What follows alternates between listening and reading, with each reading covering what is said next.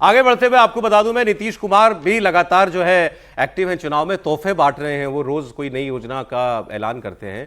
एक करेक्शन में करना चाहता हूं अपनी बात में। मैंने आपको बताया था कि मुख्यमंत्री महिला रोजगार योजना के तहत लाभार्थियों के खाते में 10-10 हजार रुपए डाल दिए गए हैं।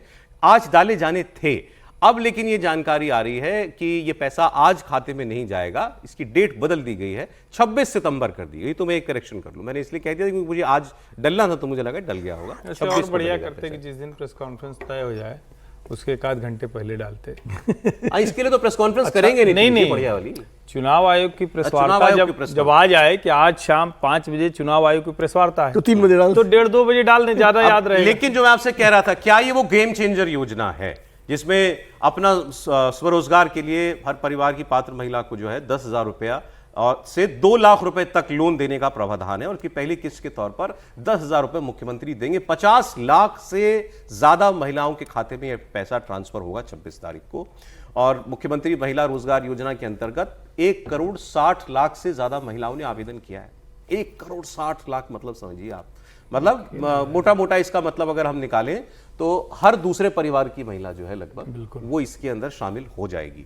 और लाखों ऐसे महिलाएं हैं जो अभी, क्योंकि इसके लिए स्कीम की एक अनिवार्यता है कि आप किसी सेल्फ हेल्प ग्रुप से, स्वयं सहायता समूह से जुड़े हों। लाखों लोगों ने उस समूह से जुड़ने के लिए आवेदन कर दिया है ताकि हम पात्र बन जाए। 1,46,000। तो अब मतलब इसका सीधा सा मतलब 1 करोड़ 46 लाख होगा ना। इसका मतलब सर ये हुआ कि लोगों के बीच में ये मैसेज पहुंच गया है योजना का। लोग योजना का लाभ लेना चाह रहे हैं, इससे जुड़ना चाह रहे हैं। तो ये क्या वो जो मध्य प्रदेश में लाडली बहन योजना, महाराष्ट्र की लड़की बहन योजना, बिल्कुल एक चुनाव हवा में उड़ा दिया उन्होंने। नहीं देखिए, लेकिन इस बार नीतीश कुमार इस तरह की योजनाओं के लिए कभी जाने नहीं गए। और 20 साल का अगर नीतीश कुमार का कार्यकाल देखिएगा तो कभी इतनी घोषणाएं नीतीश कुमार ने नहीं की। आज हर दिन नई घोषणा कर रहे हैं। आप बिजली फ्री दे रहे हो, आप युवाओं के लिए दे रहे हो, आप अनएम्प्लॉयमेंट के लिए पैसा दे रहे हो, वृद्धावस्था पेंशन जो आप मिलती है महीने की वो 400 से आपने 1200 कर दी। ऐसा कोई सेक्टर नहीं, आंगनबाड़ी के लिए, सेल्फ हेल्प ग्रुप के लिए, मोबाइल खरीदने के लिए आप पैसा दे रहे हो, लैपटॉप के लिए आप पैसा दे रहे हो, साइकिल फ्री दे रहे हो। ऐसा कोई क्षेत्र नीतीश कुमार ने छोड़ा नहीं है कि जिसमें लोगों को सुविधाएं नहीं मिली। मतलब हर वर्ग को उन्होंने सुविधाएं दी है। 10,000 500,000 रुपये समझ में आता है, 10,000 रुपये मिलना बड़ा स्ट्रोक है। बिहार जैसे राज्य में जहां महिला इतनी गरीब है, मैं इंपैक्ट पूछ रहा हूं ना, वही बहुत इंपैक्ट पड़ेगा। एमपी महाराष्ट्र जैसा नहीं, उससे बहुत ज्यादा इंपैक्ट पड़ेगा। वहां 10,000 रुपये नहीं दे रहे हो। चुनाव के आप 45 दिन पहले अगर आप पैसा दे रहे हो, 1 महीने बाद वोटिंग करने जाना है और महिला को पता है कि सरकार आएगी और हमको रोजगार करते हैं तो 2 लाख रुपए एडिशनल हमको मिलेंगे, तो मुझे लग रहा है कि बहुत बड़ी योजना ये। लेकिन ये वन टाइम है ना।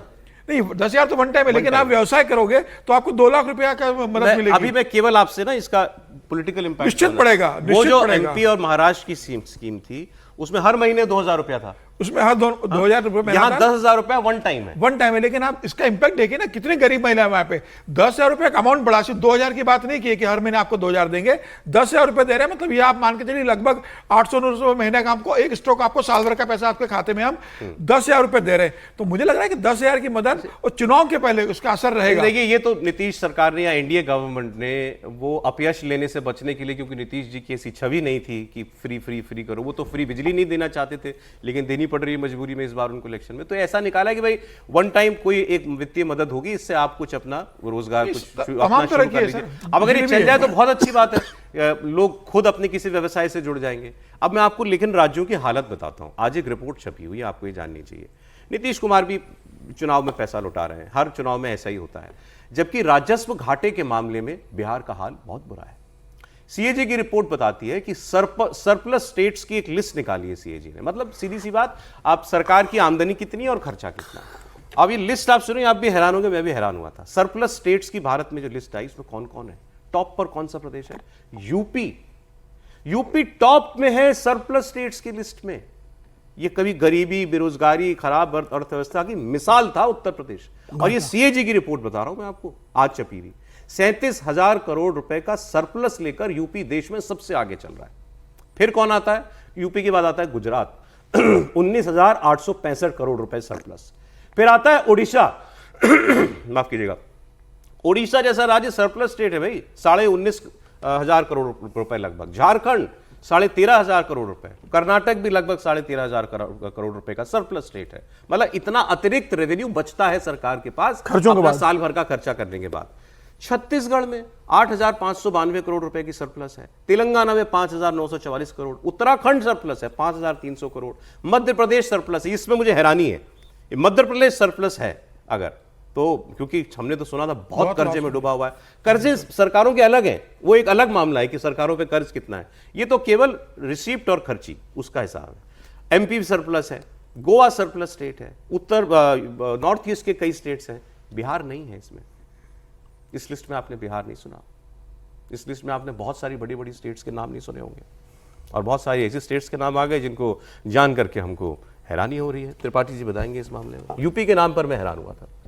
नहीं, यूपी के नाम पर हैरानी इसलिए हो रही है कि हम ट्रेडिशनल वे में देखते हैं, पारंपरिक तरीके से, जो उत्तर प्रदेश बीमारू राज्यों में शामिल था, जहां कोई उद्योग धंधे उस तरह से आते नहीं थे, और एक समय में कांग्रेस की सरकारों के समय में अलग अलग इंडस्ट्रियल इलाके हर जिले के आसपास किए गए थे, सरकारी उसमें कंपनियां थी, कुछ और छोटी बड़ी थी। तो उसके बाद से कुछ कोई बड़ा सुधार नहीं हुआ। ये गाजियाबाद और ग्रेटर नोएडा छोड़कर आपको ये भी लगता था कहाँ उद्योग धंधे आएंगे। लेकिन पिछले सीधे सीधे अगर कहें तो 2017 के बाद से 2014 में मोदी सरकार आई, तो उसने पैसे के लिहाज से, इंफ्रास्ट्रक्चर के लिहाज से, प्रधानमंत्री नरेंद्र मोदी की कॉन्स्टिट्यूंसी हुई काशी, मनोज सिन्हा ने बहुत काम किया पूर्वी उत्तर प्रदेश में जब वो रेल मंत्री रहे। लेकिन जब से योगी आदित्यनाथ मुख्यमंत्री के तौर पर आए, इन योजनाओं को एकदम, जिसको कहते हैं ना कि द्रुत गति से सब चलने लगा। अब बुंदेलखंड कॉरिडोर पर जो जहां तक, जिसको जिन इलाकों में हम कहते थे कि यहाँ पानी के लिए वो गगरी ने फूटे खसम मर जाए, वो वाली कहावत जहां है, तो वहां तक किस तरह की चीजें पहुंची। और आज की तारीख में सारी बड़ी इंडस्ट्री, वो जो भी दुनिया के बड़े लोग हैं वो आते हैं, तो उनका एक ठिकाना, पहले क्या होता था कि वो चले जाते थे चेन्नई, वो मुंबई तो उतरते ही थे, हैदराबाद चले जाते थे, इस तरह से चलते थे। अब क्या वो करते हैं, अब वो जो बड़े राज्य हैं, महाराष्ट्र, गुजरात, कर्नाटक, तमिलनाडु, उसमें उत्तर प्रदेश को भी एक स्थान देते हैं।